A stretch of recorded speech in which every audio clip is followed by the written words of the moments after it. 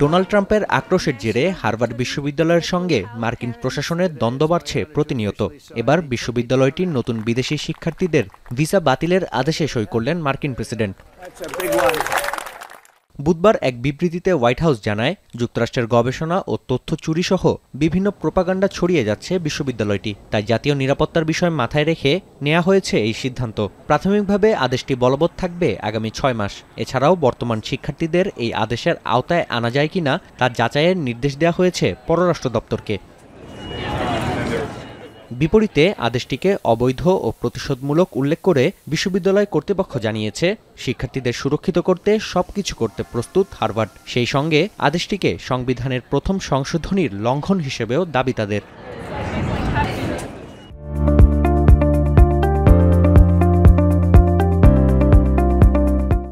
বর্তমানে হার্ভার্ডের 27% বা প্রায় 7,000 শিক্ষার্থী বিদেশি। অন্যদিকে যুক্তরাষ্ট্রে আন্তর্জাতিক শিক্ষার্থীর সংখ্যা 12 লাখের বেশি। বিদেশিদের সঙ্গে বৈরী আচরণের কারণে শিক্ষার্থীরা যুক্তরাষ্ট্র বিমুখ হতে পারে বলে শঙ্কা বিশ্লেষকদের।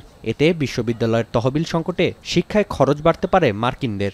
Not only do foreign students bring to the campus university this international interaction with American citizen students that are there, but they also provide massive funding because they all pay full tuition. So tuition will go up for U.S. citizens at almost every university if we didn't have foreign students.